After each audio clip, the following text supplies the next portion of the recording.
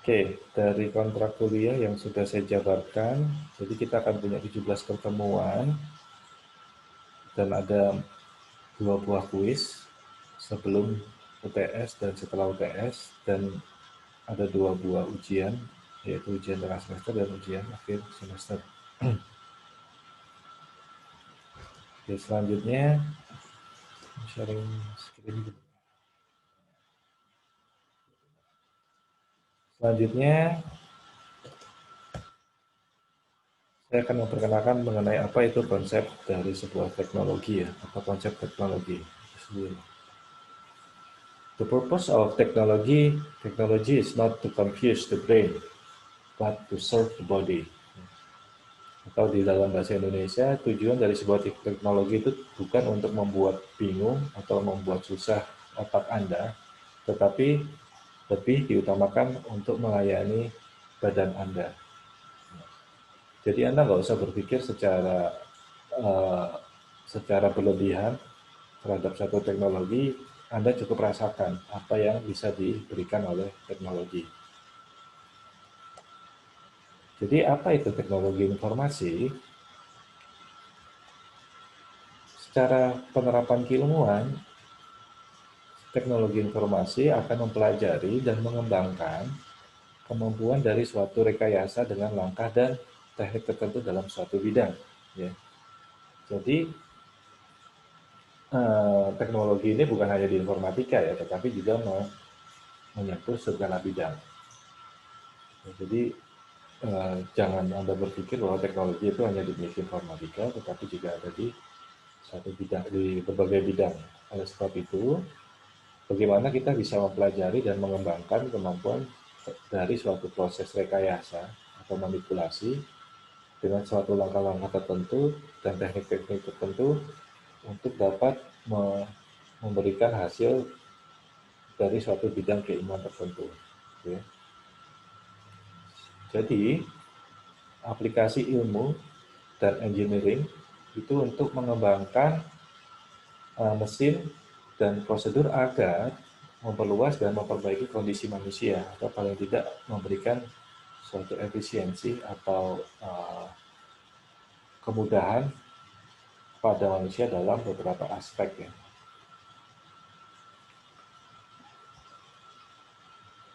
Sedangkan informasi secara definisi adalah data yang telah diproses dan disimpan. Atau bisa juga didefinisikan sebagai pengetahuan yang didapatkan dari pembelajaran, pengalaman, atau instruksi. Atau kalau di dalam sistem informasi, definisi dari informasi adalah data yang sudah diolah menjadi sesuatu yang lebih berarti atau sesuatu yang berguna. Jadi ada perbedaan antara data dengan informasi. Data adalah sekumpulan fakta, ya, tetapi belum tentu bisa menjadi informasi. Tergantung bagaimana Anda mengolah data tersebut menjadi sesuatu yang berguna bagi penerimanya. Nah, itu baru disebut dengan informasi. Oke. Jadi informasi adalah sesuatu data atau sesuatu fakta yang telah direkayasa atau telah diolah menjadi sesuatu yang berguna bagi penerimanya. Nah, kalau ini berguna bagi penerimanya, baru kita bisa bilang sebagai informasi. Ya.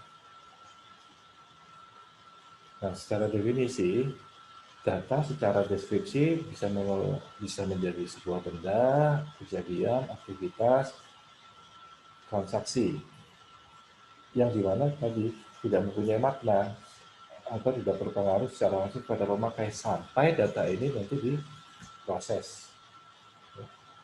Selama data ini tidak terproses, maka ya mungkin tidak akan mempunyai makna karena dia hanya sekedar fakta. Ya.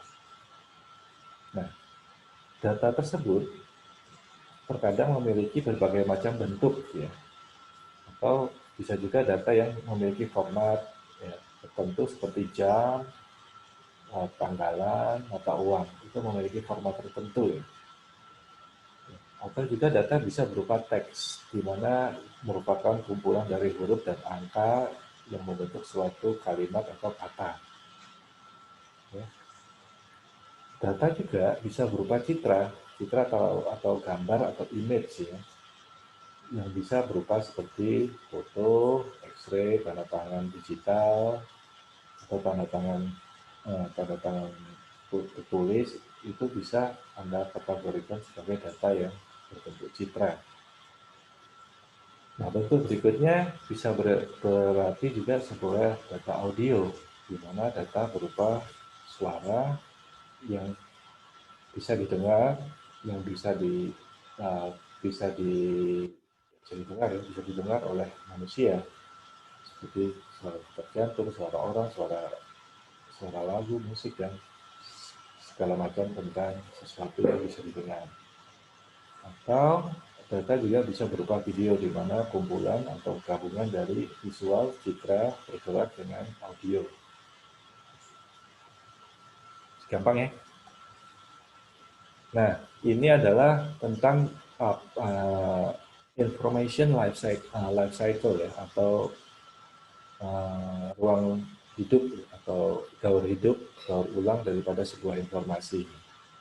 Di mana awalnya kita punya data, lantas data itu dimasukkan ke dalam sesuatu sistem atau ke dalam sesuatu perhitungan, dan dia akan diproses dalam suatu model tertentu, data bisa disimpan, lantas nanti akan dikeluarkan menjadi informasi ya. Jadi data harus diproses dulu, nanti akan menjadi sebuah output, di mana output itu mungkin akan berupa informasi.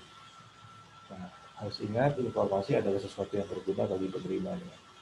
Sehingga penerimanya itu bisa membuat suatu, di mana salah satu penggunaan dari informasi adalah membantu penerima untuk membuat suatu keputusan, atau untuk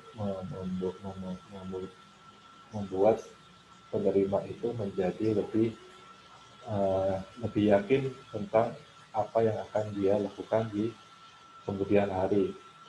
Ya, salah satunya adalah untuk mendukung keputusan dari si penerima. Karena di zaman teknologi seperti ini, bukan lagi uang yang menjadi pemain faktor utama dalam keberhasilan. Faktor utama saat ini untuk untuk berhasil adalah informasi. Siapa yang mendapatkan informasi duluan, maka dialah yang akan menjadi pemenang. Itu adalah prinsip ekonomi saat ini. Nah, dari keputusan yang sudah dilakukan oleh penerima, kemungkinan akan dikumpulkan dan akan dicatat kembali oleh sistem atau apapun, sehingga nanti akan menjadi data lagi. Nah, data ini akan dimasukkan ke dalam sistem, proses, dan begitu seterusnya. Ini adalah salah satu siklus hidup daripada sebuah informasi. Jadi kadang informasi bisa jadi data, data nanti juga bisa jadi informasi, tergantung dari posisinya dia ada di mana. Gitu ya. Jadi ketika kalian nanti akan membuat suatu sistem informasi pada khususnya, maka yang harus diingat adalah posisi daripada data atau fakta atau informasi. Dia berada di mana? Itu yang harus diingat. Dan selanjutnya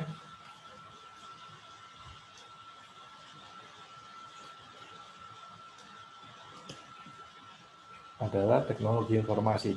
Jadi teknologi informasi adalah suatu studi atau suatu ilmuwan atau peralatan ekonomi elektronika, terutama adalah komputer, untuk menyimpan, menganalisa, mendistribusikan informasi apa saja. Bisa jadi kata-kata, bisa jadi bilangan, atau bisa jadi gambar. Dan secara definisi yang lain, teknologi informasi adalah seperangkat alat yang membantu Anda untuk bekerja dengan informasi dan bisa membantu Anda untuk melaksanakan tugas-tugas yang berhubungan dengan proses informasi.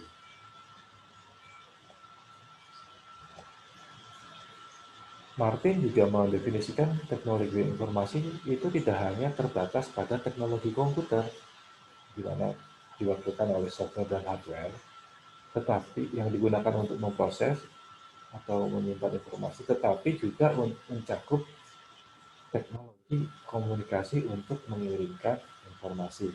Jadi kalau berdasarkan definisi sebelumnya, teknologi informasi adalah komputer. Nah, Martin di sini tidak sependapat bahwa teknologi informasi tidak hanya berbicara tentang komputer, tetapi juga alat atau device yang dipakai untuk berkomunikasi untuk satu dengan yang lainnya, di mana ini bisa dipakai untuk mengirimkan informasi. Ya. Nah, selanjutnya, Lukas di tahun 2000 membuat kesimpulan atau membuat definisi kembali, yaitu segala bentuk teknologi yang diterapkan untuk memproses dan mengirimkan informasi dalam bentuk elektronik atau elektronis.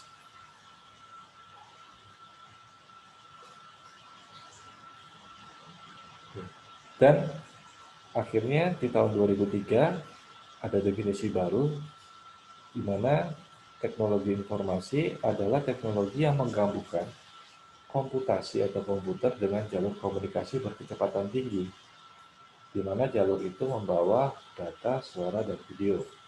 Anda lihat bagaimana perkembangannya dari tahun 99, 2000, 2001, 2002, dan 2003. Definisi tentang teknologi informasi terus berkembang. Jadi apa yang sebenarnya dinamakan dengan teknologi informasi? Dari semua pernyataan atau dari semua definisi yang sudah dipaparkan, maka bisa kita kesimpulkan teknologi informasi adalah hasil rekayasa manusia terhadap proses penyampaian informasi dari bagian pengirim ke penerima, sehingga pengiriman informasi bisa lebih cepat, penyebaran informasi bisa lebih luas, dan penyimpanan bisa disimpan lebih lama. Ya. Definisi saat ini yang paling pas adalah ini, hasil rekayasa manusia untuk penyampaian informasi, pengiriman ke penerima lebih cepat, lebih luas, dan lebih lama. Nah, komponen-komponen dari teknologi informasi dimulai dengan perangkat keras, bisa berbentuk komputer, smartphone, atau tablet, atau sekarang banyak ya, ada smart TV, smart device, dan perangkat keras tidak melulu sekarang hanya komputer dan smartphone, tetapi juga smart yang lain. Nah, untuk perangkat lunak, salah satunya bisa Adobe, WA, Telegram, dan semua bentuk aplikasi yang digunakan. Perangkat berikutnya adalah perangkat kecerdasan buatan yang dipunyai oleh manusia. Ya, salah satunya adalah artificial intelligence atau modul atau metode ilmiah. Nah, perangkat kecerdasan buatan saat ini sedang menjadi suatu tren. Ya. Salah satunya adalah machine learning. Ya, machine learning ini menggunakan perangkat kecerdasan buatan yang saat ini sedang hype, itu adalah salah satunya mobil Tesla. Ya. Dia menggunakan perangkat kecerdasan buatan untuk misalkan membantu manusia dalam mengendarai mobil, sehingga bisa manusia itu tidak perlu melakukan mengendarai mobil secara sendiri, bisa diwakilkan oleh komputer. Nah, itu adalah salah satu perangkat kecerdasan buatan yang saat ini sedang dipergunakan. Atau kalau Anda pernah dengar yang dinamakan dengan smart house atau smart teknologi, maka Anda bisa,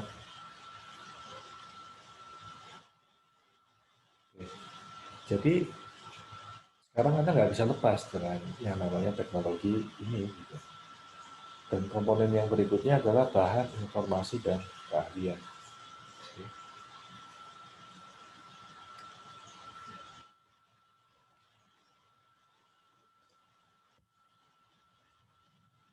Nah, fungsi dari teknologi informasi ada beberapa bagian. Yang pertama adalah menangkap. Ya. Bagaimana teknologi itu bisa menangkap sebuah informasi dan mengolahnya. Ya. Dilanjutkan ke dalam pengolahan atau processing. Nah, di mana informasi itu dapat diolah menjadi suatu bahan atau suatu data sehingga nanti bisa dipergunakan untuk menjadi informasi yang berguna bagi orang lain. Nah, ini kembali ke akan diteruskan untuk menghasilkan atau generating atau output ya. Nah, selain itu juga data atau informasi yang sudah tergenerasi selayaknya harus bisa disimpan. Kenapa? Karena sekarang teknologinya adalah bagaimana kita bisa mengambil informasi atau mengambil data sebanyak mungkin. Ya, salah satunya adalah misalkan yang mungkin kalian tidak sadari ya, kalau kalian menggunakan Facebook atau menggunakan YouTube, ya, Facebook deh paling gampang. Misalkan di dalam Facebook tiba-tiba iklan yang tampil di beranda Anda adalah iklan yang selama ini sering Anda cari di Google. Misalkan di Google Anda sering mencari alat, uh, Anda Google sering mencari komputer gitu, mencari tentang teknologi komputer, mencari harga komputer, mencari harga hard disk atau segala macam. Saya yakin nanti di advertise-nya Facebook itu akan tampil segala sesuatu yang pernah Anda cari. Nah, ini adalah salah satu apa gunanya ini, data yang historik, data historis yang pernah Anda lakukan. Nah, itu adalah salah satu sebenarnya uh, terkadang berbentur antara Anda sebagai pengguna untuk menyembunyikan apa yang Anda lakukan. Tetapi, nah ini lagi kekurangannya orang Indonesia ya. Saya juga termasuk orang Indonesia. Kadang ketika kita membuat sesuatu, kita itu akan disodori oleh yang namanya terms and agreement. Nah, di sana ada pasal-pasal atau ada poin-poin yang menyebutkan sebenarnya hal ini, tetapi karena kita tidak baca, kita tidak tahu. Jadi kita hanya tinggal menjadi orang Indonesia saja, langsung next, next, yes. Gitu. Padahal kalau Anda tidak melakukan hal itu, Anda akan sadar bahwa di dalam termin atau di dalam agreement itu ada poin-poin di mana salah satunya akan mengambil data Anda, akan menyimpan data Anda, akan mempergunakan data Anda untuk kepentingan dari perusahaan itu.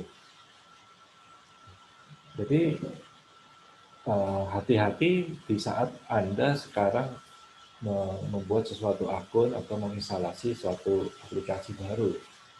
Karena sekarang rata-rata mereka akan melakukan ini, penyimpanan data Anda, mengetahui lokasi Anda, mengetahui posisi Anda, dan segala macamnya. Jadi mulai saat ini sebagai seorang informatika khususnya, Anda harusnya menjadi lebih aware, atau lebih paham, atau lebih menyadari bahwa hal-hal seperti ini ada. Nanti mulu, oh saya tolak Facebook karena ini segala macam. Nah, Anda harusnya tidak bisa berkata seperti itu. Kenapa? Seharusnya Anda baca dulu terminnya, baru Anda bilang saya tidak setuju. Nah, kalau Anda memang tidak setuju dari awal, ya berarti Anda harusnya tidak perlu membuat akun di Facebook atau akun Google atau yang lainnya. Itu ya. Dan akhirnya ada pencarian retrieve, bagaimana kita mencari kembali penyimpanan, terus bagaimana kita mengirimkan data tersebut. Ya. Jadi era saat ini adalah eranya yang dinamakan dengan big data. Karena apa? Data itu sudah ada banyak sekali, dan sekarang eranya bagaimana kita mengolah data ini menjadi sesuatu yang lebih baik. Ya.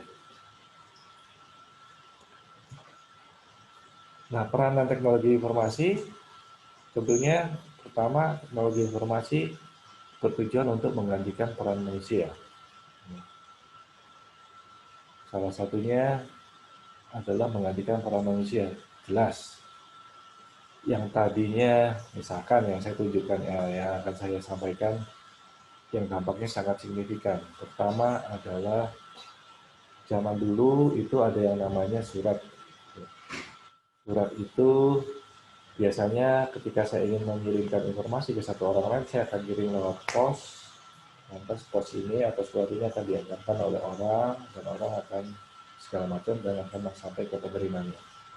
Nah saat ini itu sudah tidak ada atau hampir tidak ada. Orang sudah tidak lagi mengirim surat, orang langsung kirim email, SMS, WA segala macam. Nah secara tidak langsung peranan tersebut digantikan oleh teknologi. Nah, tetapi lantas bukan berarti kalau begitu nggak ada lagi pekerjaan, tidak. Ketika ada sesuatu atau sekumpulan pekerjaan yang digantikan oleh teknologi, maka ada peluang baru yang tercipta. Jadi selalu ada trade-off, atau pertukaran peranan. Ketika satu hal digantikan oleh satu teknologi, maka akan ada satu hal lagi yang akan dibuka. Dan ini sebenarnya menjadi peluang bagi Anda, ya karena memang teknologi informasi akan menjadi pemain penting, sudah bukan lagi menjadi, sudah menjadi pemain penting di ekonomi. Sekarang hampir 30% daripada uh, total income dari suatu negara itu adalah sisi teknologi informasi, dan diprediksikan beberapa tahun ke depan GDP itu atau Job Development, angka dari pertumbuhan ekonomi itu akan semakin tinggi dari sisi teknologi informasi. Tentunya banyak, ya.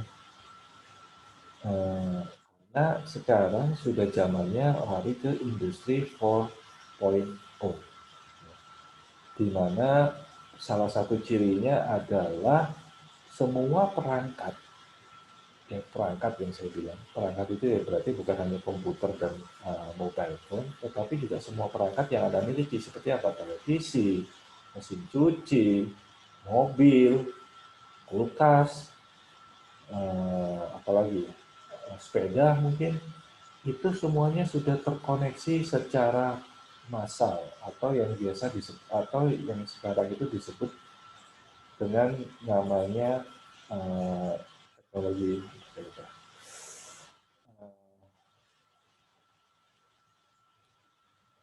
smart smart smart smart teknologi, ya, atau istilahnya. Ya. Jadi semua itu akan tergantikan.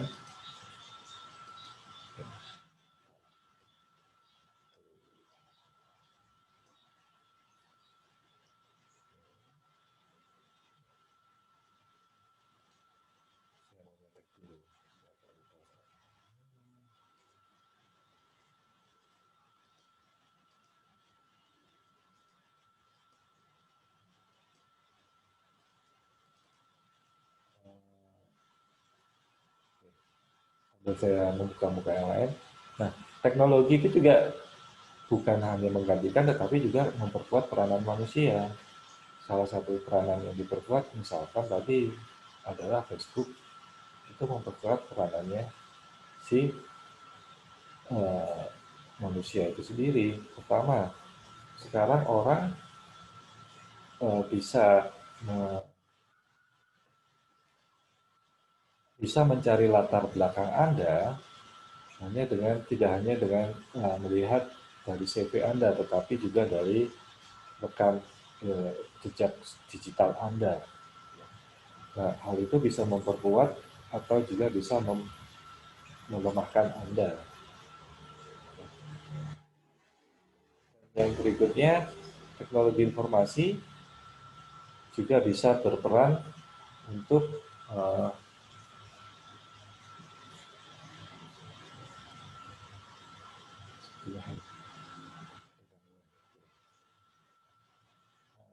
teknologi juga berperan penting dalam yang namanya restrukturisasi terhadap peranan manusia.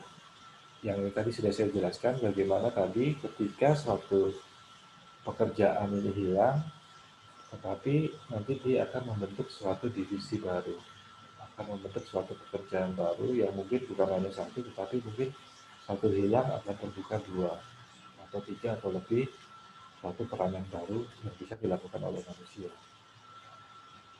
Yang tadinya misalkan eh, kita ambil lah salah satunya Gojek gitu, atau GoRide atau Grab. Dengan adanya teknologi informasi, sekarang tadinya kita mau pesan, kita telepon, sekarang kita tinggal bisa browse, kita bisa lihat pesan makanan apa, lantas kita oke, next, pesan, dan beberapa menit barang sudah sampai. Dimana pada saat sebelum ada Gojek atau Grab, hal itu menjadi sesuatu yang sangat tidak tidak bisa dibayangkan ya. Kalau dulu adalah kita telepon, kita tanya menu ini ada nggak, lantas baru dikirim. Nah, kalau sekarang tidak perlu lagi ada namanya interaksi. Sekarang hanya tinggal pilih dan Anda bisa langsung memilih gitu ya.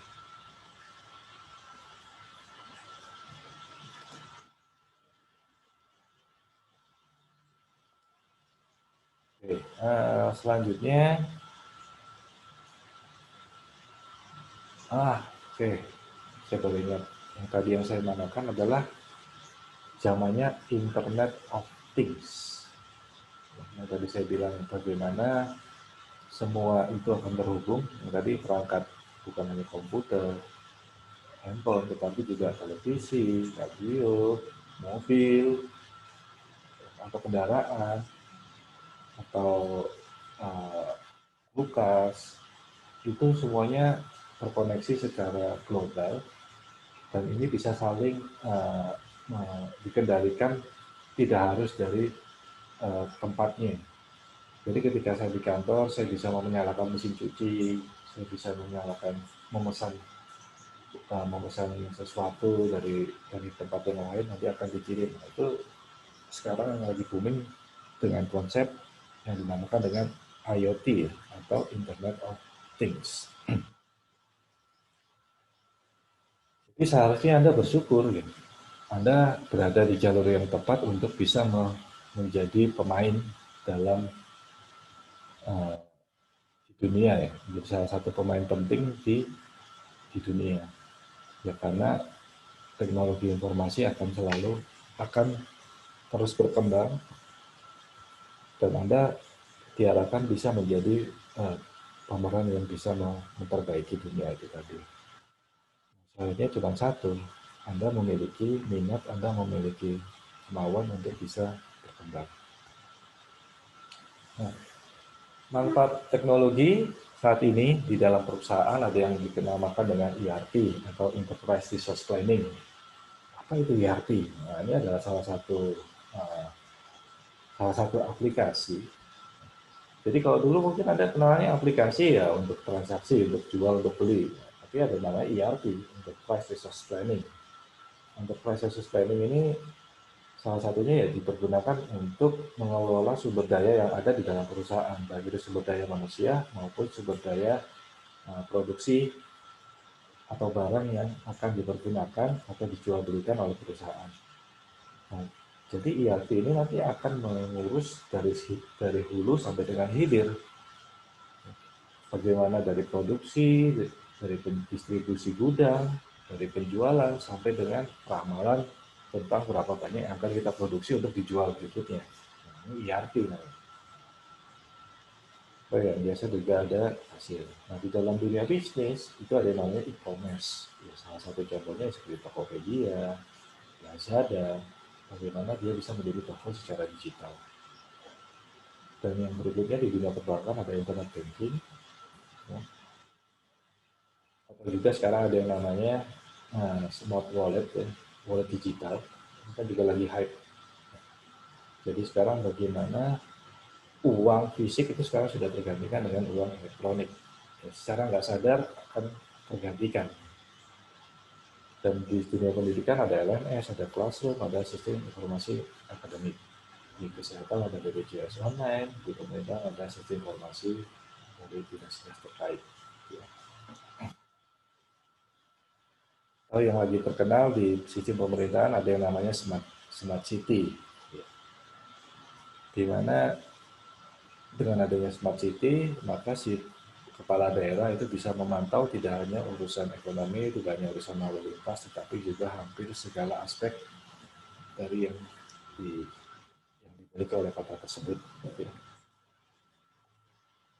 Nah, dampak dari teknologi informasi, dari sisi positifnya, ada media komunikasi yang sangat mudah untuk diakses. Anda sekarang bisa mencari informasi sangat-sangat mudah hanya dengan eh, satu jari ya. Anda ketik, Anda tekan detik.com, misalkan Anda ketik apa, atau Anda bisa menggunakan WA dan segala macam. Dan yang kedua, ada media pertukaran data. Ada sekarang sangat mudah. Yang ketiga, media pencarian informasi atau data. Saya tadi balik yang pertama komunikasi, pertukaran data, pencarian informasi. Dan yang keempat, kemudahan untuk memperoleh informasi. Ya.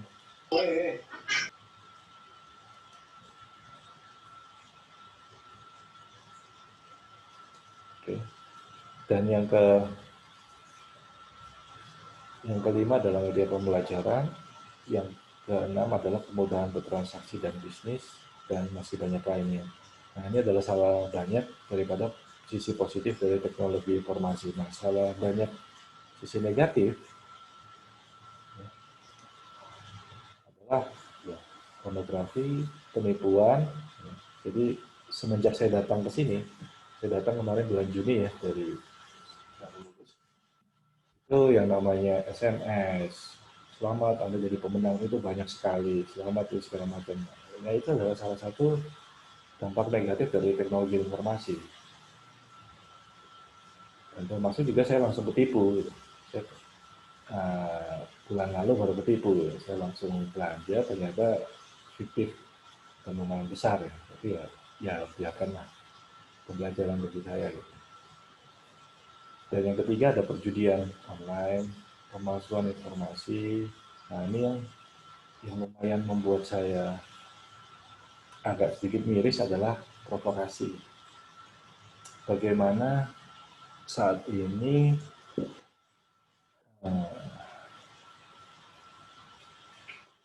yang saya lihat adalah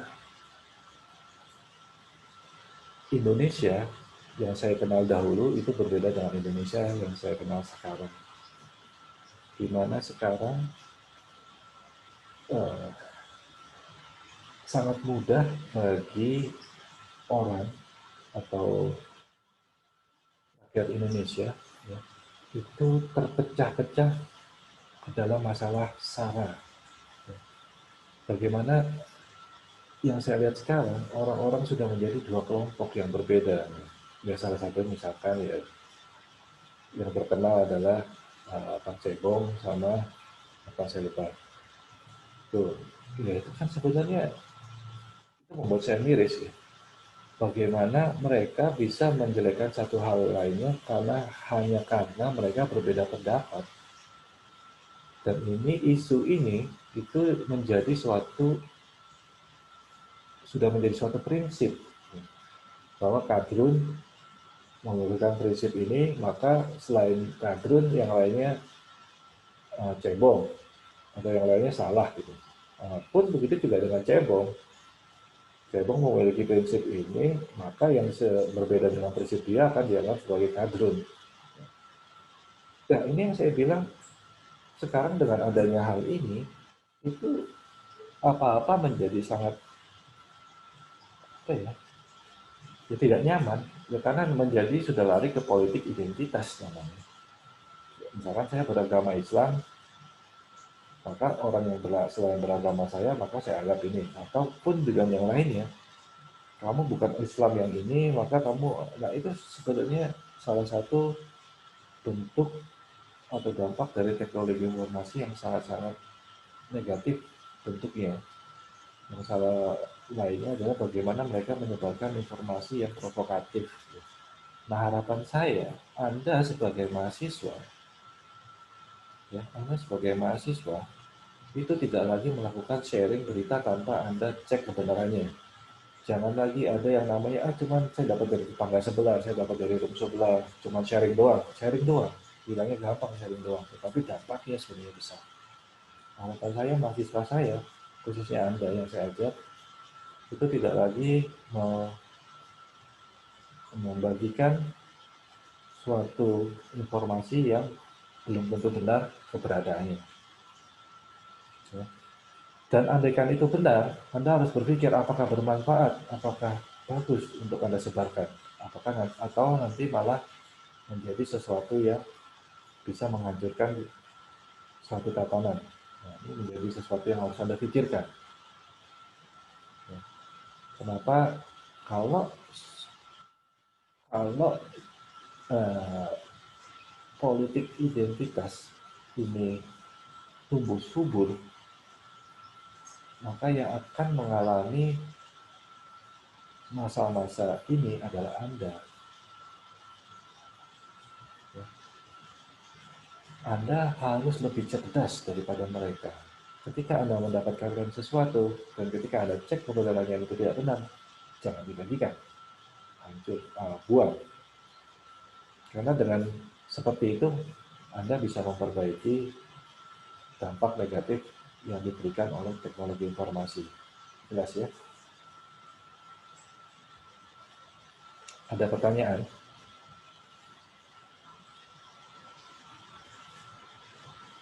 Silakan. Sudah ngantuk? Belum, Mbak. Sudah tidur?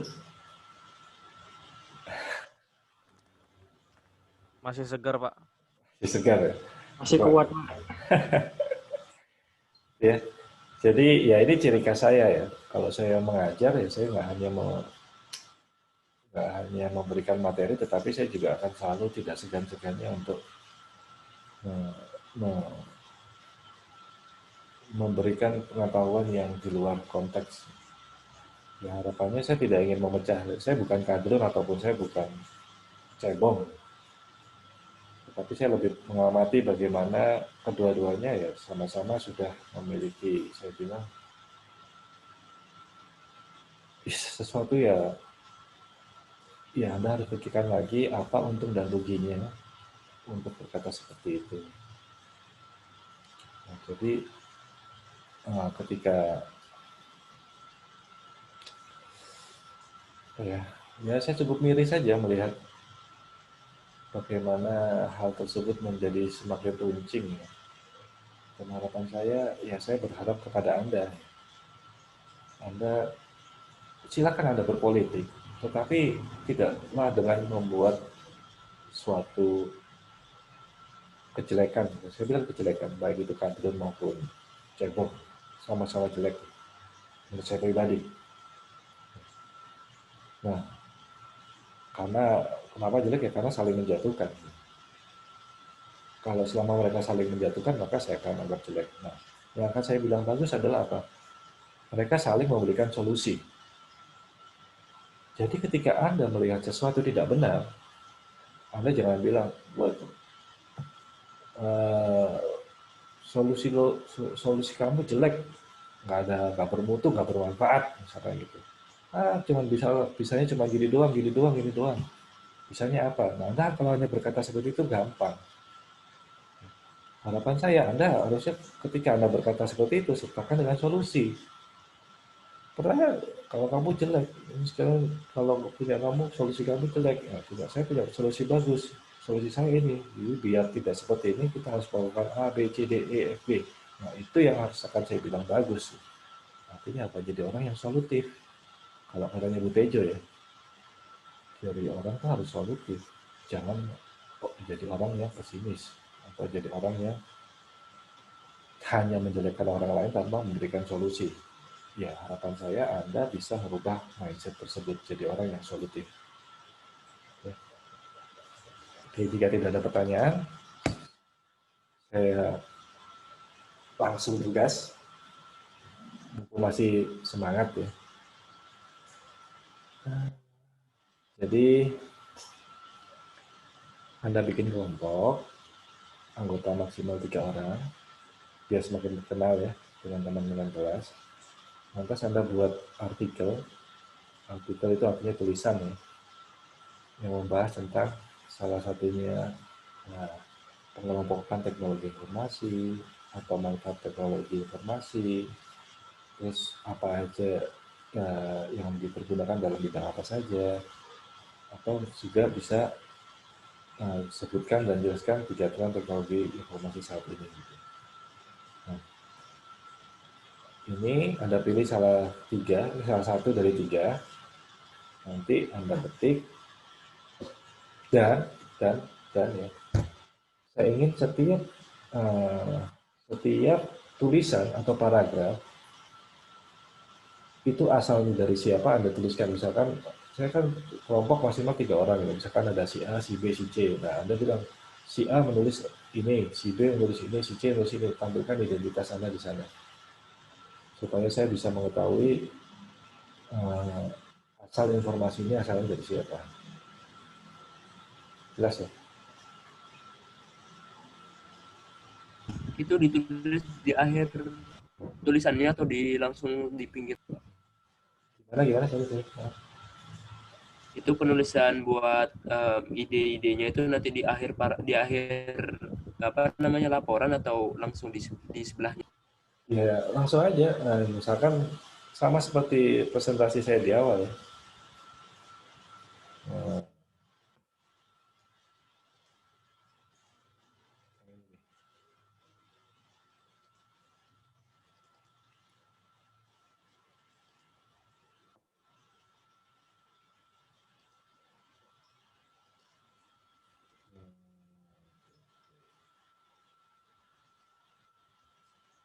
seperti yang ini. Misalkan Anda mengambil, ini namanya teknik kutipan ya. Ini teknik kutipan, jadi Anda mengambil sumbernya dari mana dan penulisnya siapa gitu. Nah, Anda nanti tambahkan minus di sini penulisnya si A. Maksudnya menurut saya ini adalah suatu peranan tertentu. Jadi selain Anda sebutkan sumbernya, Anda juga sebutkan ini dikutip oleh siapa ya, atau ini idenya dari siapa. Jadi saya ingin melihat bagaimana interaksi dan bagaimana Anda bisa mengumpulkan suatu artikel secara berkelompok dan sesuai dengan temanya.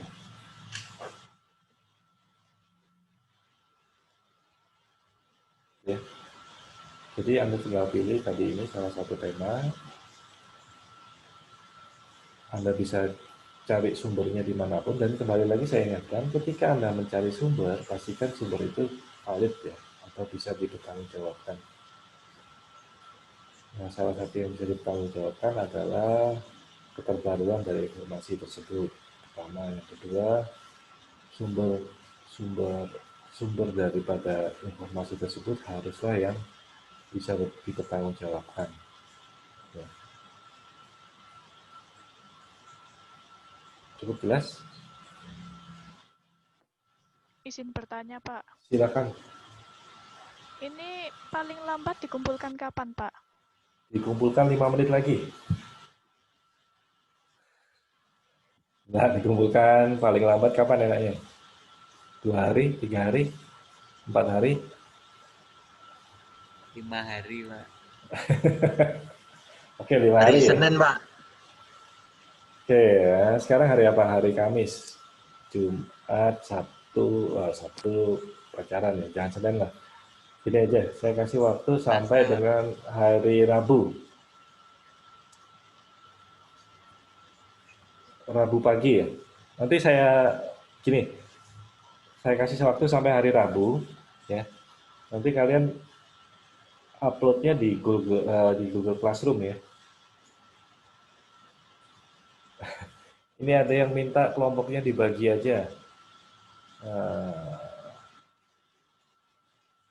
Kelompoknya dibagi aja, jangan saya yang bagi, nggak enak saya nanti.